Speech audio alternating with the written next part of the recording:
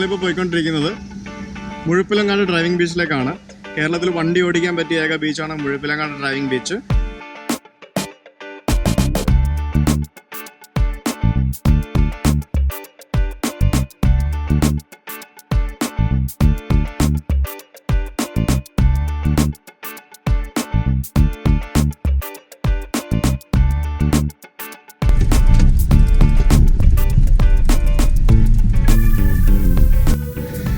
അപ്പൊ ഇവിടെ ഈ ബീച്ചില് എൻട്രി ഫീ ഉണ്ട്. ബീച്ചിൽ ഇറങ്ങുന്ന വാഹനങ്ങൾക്ക് കാർ ഒന്നിന് 30 രൂപയും ഓട്ടോയ്ക്ക് 20 രൂപയും ബൈക്കിന് 10 രൂപ, മറ്റു വലിയ വാഹനങ്ങൾക്ക് 50 രൂപയും ഈടാക്കുന്നുണ്ട് അവര്.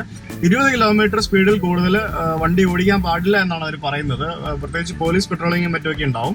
അപ്പം ഓവർ സ്പീഡിലും മറ്റൊക്കെ വണ്ടി ഓടിക്കുകയാണെങ്കിൽ പോലീസ് പിടിച്ച് ഫൈൻ അടിക്കാനുള്ള സാധ്യതകളൊക്കെ ഉണ്ട്. അത് മാത്രമല്ല വളരെ റിസ്ക്കും കൂടിയാണ്, കാരണം വണ്ടി സ്കിഡായി മറിയാനും മറ്റൊക്കെ സാധ്യതയുണ്ട്. പരമാവധി വെള്ളത്തിൽ വണ്ടി ഇറക്കാതിരിക്കുന്നതാണ് വണ്ടിയുടെ ലൈഫിനും നിങ്ങൾക്കും വളരെയധികം ഹെൽപ്ഫുൾ ആയിട്ടുള്ളത്. അതുകൊണ്ട് ആ കാര്യങ്ങളിൽ പ്രത്യേകിച്ച് ശ്രദ്ധ പാലിക്കുക. വാഹനങ്ങളിൽ അവിടെ ബീച്ചിൽ കൊണ്ട് വണ്ടി പാർക്ക് ചെയ്ത് കഴിഞ്ഞാൽ മണലിൽ താഴ്ന്നു പോകാനുള്ള സാധ്യതയുണ്ട്. എനിക്ക് പണ്ടൊരു അബദ്ധം പറ്റിയതാണ്. എൻ്റെ പഴയ ആൾട്ടോ കാറിൽ ഞാൻ വന്നിട്ട് ഇവിടെ കൊണ്ട് വണ്ടി പാർക്ക് ചെയ്തിട്ട് ഞാൻ അങ്ങോട്ട് നടന്നു പോയപ്പോൾ വണ്ടി താന്നു പോവുകയും പിന്നീട് ഇവിടുത്തെ ഉള്ള നാട്ടുകാരെല്ലാം കൂടെ വന്നൊരു 10,000-2,500 രൂപ വാങ്ങിച്ചിട്ടാണ് വണ്ടി പൊക്കിയെടുത്ത് തന്നതൊക്കെ. അത് ഒത്തിരി അപകടമായി കഴിഞ്ഞാൽ പിന്നെ ക്രെയിനൊക്കെ വിളിച്ചുകൊണ്ട് വരും. വളരെ ഭീമമായ തുക നിങ്ങൾ ചിലവാക്കേണ്ടി വരും. പിന്നെ അത് മാത്രമല്ല, ബീച്ചിൽ ഇറങ്ങി കയറി കഴിഞ്ഞാൽ വണ്ടി കൃത്യമായിട്ട് വാട്ടർ സർവീസ് ചെയ്തു എന്ന് നിങ്ങൾ ഉറപ്പുവരുത്തുക.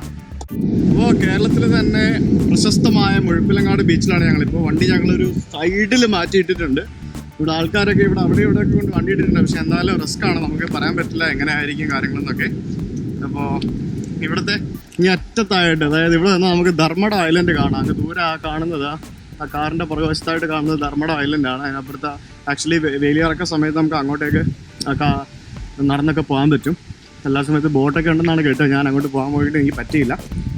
പിന്നെ അതേപോലെ ഇവിടുത്തെ മറ്റൊരു കാണാൻ ഭംഗിയുള്ള അട്രാക്ഷനാണ് നമ്മൾ ഈ കാണുന്ന ഈ കമ്മ്യൂണിസ്റ്റ് പാർട്ടിയുടെ ഈ ചിഹ്നം.